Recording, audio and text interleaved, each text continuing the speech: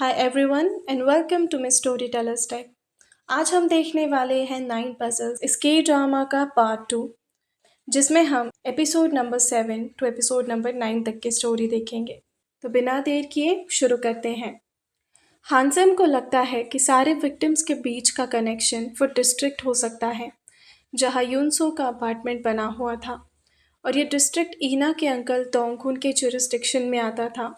तो ये पॉसिबिलिटी थी कि शायद वहाँ होने वाले क्राइम्स दोंगखुन ने छुपाए होंगे।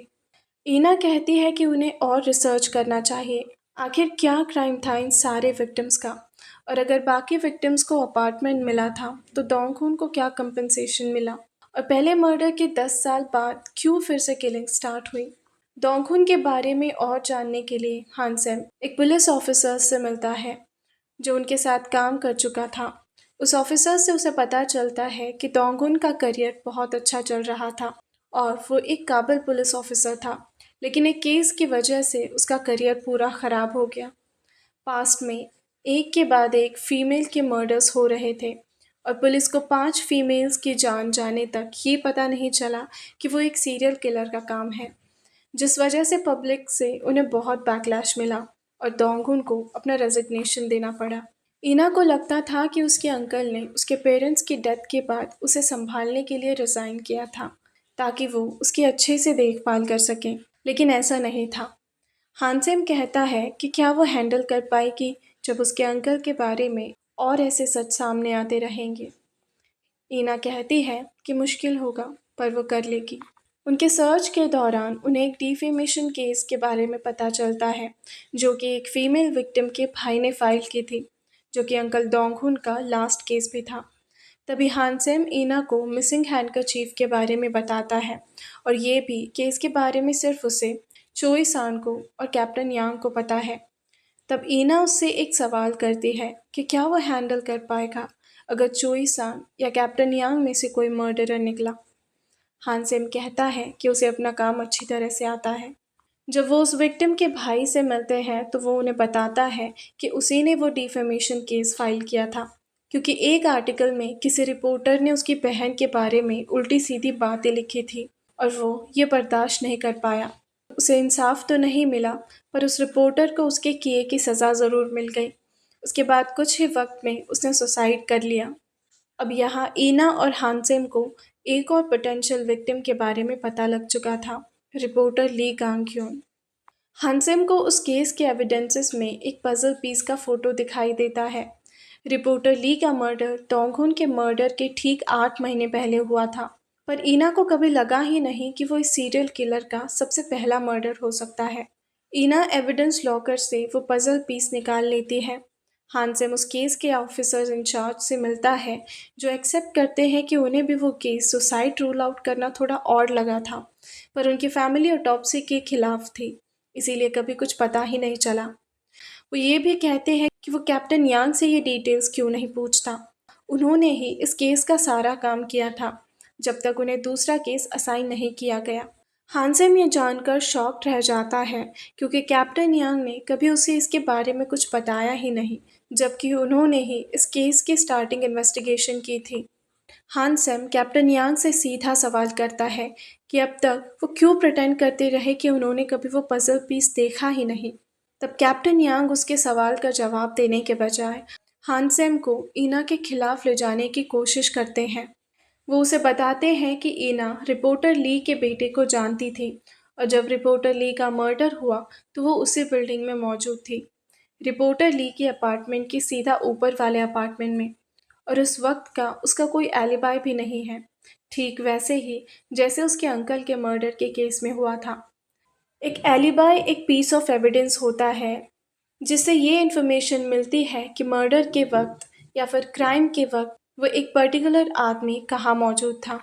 उनके बेस पर हानसेम ईना से उसके एलिबाई के बारे में पूछता है, जिस रात रिपोर्टर ली मारे गए थे तब का। वो बताती है कि उसने उस रात स्टडी सेशन स्किप किया था, और टाइम काटने के लिए वो उसे बिल्डिंग की छत पर टहल रही थी, क्योंकि अगर वो वापस जाती तो अंकल को ये बात पसंद नहीं आती। और तब उसने किसी आदमी को एक कैप और मास्क पहने बिल्डिंग से बाहर जाते हुए देखा था। ईना कहती है कि कैप्टन यांग ने ये बात अब तक हानसेम से क्यों छुपा कर रखी। और वो क्या सच में उन पर ट्रस्ट कर सकता है? हानसेम को अब समझ नहीं आता कि वो किस पर ट्रस्ट करे। ईना फिर अकेले ही इन्वेस्टिगेट करने के लिए जेजू आइलैंड पहुंच जाती है, उस इंसान से मिलने जिसे रिपोर्टर ली ने आखिरी बार कॉल किया था। उसका नाम होता है ओ चॉलजिन, और हमें पता चलता है कि वो ईना और उसकी फैमिली को पहले से जानता है और ईना के बर्थडे पर वो उसके लिए गिफ्ट भी भेजा करता था। लेकिन जैसे ही ईना रिपोर्टर ली का नाम उसके सामने लेती है, उसके चेहरे की सारी हंसी गायब हो जाती है। ईना उसे उस अपार्टमेंट के बारे में बताती है जो सारे विक्टिम्स के बीच का कनेक्शन था। चॉलजिन कहता है कि क्या अब ईना उस अपार्टमेंट में रहती है। ईना कंफ्यूज थी। चॉलजिन कहता है कि शायद डोंगहुन ने उसे उसके पेरेंट्स के बारे में ज़्यादा कुछ नहीं बताया। इसके बाद चॉलजिन भी अपनी बोट पर मारा जाता है और रीना को उसके मर्डर के केस में प्राइम सस्पेक्ट के तौर पर अरेस्ट कर लिया जाता है। लेकिन वो पुलिस को कुछ भी बताने से मना कर देती है। हानसेम उसे समझाने की कोशिश करता है, पर वो फिर भी कुछ नहीं बताती। हानसेम के बॉस चीफ ह्योन, जो डोंगहुन के क्लोज थे, वो भी वहाँ मौजूद थे। एंड फॉर सम रीज़न ईना के थेरेपिस्ट सुंगजू और उसका कॉलेज कलीग डॉक्टर फांग इन चान भी जेजू में एक कॉन्फ्रेंस के चलते मौजूद थे। हानसेम सुंगू से ईना को समझाने के लिए कहता है, लेकिन उसका कोई असर नहीं होता। लेकिन वो सुंगू को एक पजल पीस हानसेम को देने को कहती है। वो पजल पीस लेकर हानसेम उसका जवाब मांगने ईना के पास जाता है, तब वो उसे अपने एलिबाई के बारे में बताती है। हानसेम तुरंत वो एलिबाई चेक करता है और उसे कस्टडी से रिहा कर दिया जाता है। वापस लौटते वक्त ईना बताती है कि जब वो चॉलजिन से मिलकर लौट रही थी, तब उसकी टैक्सी विंडो पर कोई नॉक करके उसको एक और पजल पीस देकर चला गया था, और वो जब वापस डॉक पर जाती है चॉलजिन से मिलने, तब तक किलर उसे मार चुका था और वहाँ से भागने के बजाय वो खुद को अरेस्ट होने देती है ताकि वो देख सके कि उसे बचाने सबसे पहले कौन आता है। जो चारों वहाँ पहुँचे उनमें से एक किलर हो सकता है, क्योंकि किलर ईना के ज़रिए अपने किलिंग्स को दुनिया के सामने लाना चाहता था, इसीलिए उसे जस्ट अभी अरेस्ट होने नहीं देगा। ईना को हानसेम पर पूरा ट्रस्ट था और चीफ यॉन पर भी शक करने की कोई वजह नहीं थी, इसीलिए वो सोल लौटकर सबसे पहले डॉक्टर सुंगजू और डॉक्टर फांग से पूछताछ करती है। तब हमें पता चलता है कि डॉक्टर फांग इनिशियली ईना के थेरेपिस्ट थे, पर उसे वो खास पसंद नहीं आए, इसीलिए उसकी ट्रीटमेंट अब डॉक्टर सुंगजू करती है। चारों में से डॉक्टर फांग के खिलाफ सबसे ज़्यादा सब्सटेंशियल एविडेंस ईना को मिलते हैं। अब सीरियल किलिंग्स के बहुत से एविडेंस मिल चुके थे, तो पजल पीस किलर को पकड़ने के लिए एक इन्वेस्टिगेशन टीम फॉर्म की जाती है, जिसे कमांडर तेदोंग सू लीड करेंगे। ईना उन्हें बताती है कि पजल कंप्लीट होने में बस 3 पीस बचे हैं, यानी कि और 3 मर्डर्स। उससे पहले उन्हें ये ढूंढना होगा कि वो 3 लोग कौन हैं। जितना हानसेम कैप्टन यांग के बारे में एविडेंस ढूंढने की कोशिश करते हैं, उतना उसे ये बात रियलाइज़ होने लगती है कि कैप्टन यांग ने कई बार उससे चीज़ों के बारे में झूठ बोला है। पहला झूठ तब जब उन्होंने कहा था कि वो मियोंग को नहीं जानते। ना ही उन्होंने उसे फर्स्ट पजल पीस के बारे में कुछ बताया, और ना ही ये बात कि दोंगहुन के मर्डर के वक्त वो उसी इलाके में मौजूद थे। वो ये इमेजिन ही नहीं कर पा रहा था कि कैप्टन यांग, जो कि उसके टीचर हैं और जिनकी वो इतनी रिस्पेक्ट करता है, एक किलर हो सकते हैं। और जब डिटेक्टिव चोई सांग को हिप्नोटाइज किया जाता है, तो ये भी पता लगता है कि वो हैंडकरचीफ कैप्टन यांग ने ही वहाँ से उठाया था, और चॉलजिन मारा गया तब भी कैप्टन यांग जेजू में ही थे। जैसे ही हानसेम अपना अगला कदम उठाने वाला होता है, कैप्टन यांग खुद हैंडकरचीफ दिखाकर ये कन्फेस करते हैं कि वही पजल पीस मर्डरर है। उन्हें अरेस्ट कर लिया जाता है, पर वो कुछ भी बताने से मना कर देते हैं जब तक कि एक प्रेस कॉन्फ्रेंस नहीं बुलाई जाती। लीना उनसे पूछती है कि जब आप मेरे पीछे खड़े थे, तब आप क्या सोच रहे थे। वो दोंगहुन के मर्डर वाली रात के बारे में बोल रही थी, पर उनके चेहरे से साफ पता चल रहा था कि उन्हें इसके बारे में कुछ पता नहीं। ईना और हानसेम कन्विंस थे कि कैप्टन यांग मर्डरर नहीं है।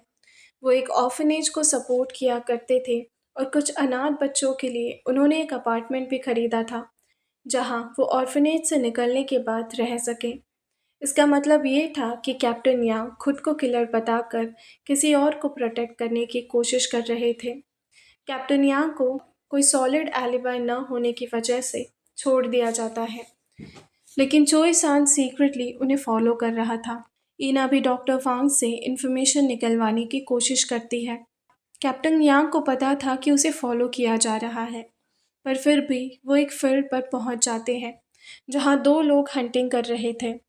उनमें से एक होता है फॉर्मर चीफ प्रोसिक्यूटर सांग बन और दूसरा होता है मेयर किम। सांगबम उस फील्ड पर एक कंस्ट्रक्शन करना चाहते थे और उसके लिए उस पर लगे जोनिंग रेस्ट्रिक्शंस हटा देने की वो बात कहते हैं, जिसमें मेयर का भी उन्हें फुल सपोर्ट था। कैप्टन यांग चोई सांग को बेहोश कर उसके पिस्टल ले चुके थे।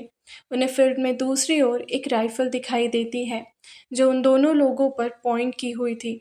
वो भागकर उनकी तरफ जाने लगते हैं उन्हें बचाने के लिए, पर ये देखकर सांगबम घबराकर कैप्टन यांग को ही शूट कर देता है। हानसम जब वहां पहुंचता है तो उसे गोलियों की आवाज़ आती है। अंदर की तरफ पहुंचने पर वो देखता है कि कैप्टन यांग को बुलेट लग चुकी थी और उसकी वजह से वो घायल हुए ज़मीन पर पड़े हुए थे और सांग बम को भी चोट आई हुई थी। मेयर वहां से भाग चुका था। मरने से पहले कैप्टन यांग कहते हैं कि ये सब उन्हीं की वजह से शुरू हुआ है। मियोंग, चीमोक, युनसू सब बुरे लोग थे। इसमें उस बेचारे बच्चे का कोई कसूर नहीं। और अपनी आखिरी सांस लेते वक्त वो कहते हैं शिनडोंगा सौजिन। हानसेम कैप्टन यांग के डेथ से बिल्कुल बिखर चुका था, लेकिन फिर भी वो इस केस पर काम कर रहा है। तभी टीम को पता चलता है कि ये केस मीडिया में लीक हो चुका है। हम एज ऑडियंस समझ पाते हैं कि ये ईना की चाल थी। उसे पता था कि किलर को एक ऑडियंस चाहिए जो उसकी बात सुन सके, उसकी कहानी लोगों तक पहुंच सके, और शायद इसीलिए कैप्टन यांग भी प्रेस कॉन्फ्रेंस बुलाने की बात पर अड़े हुए थे।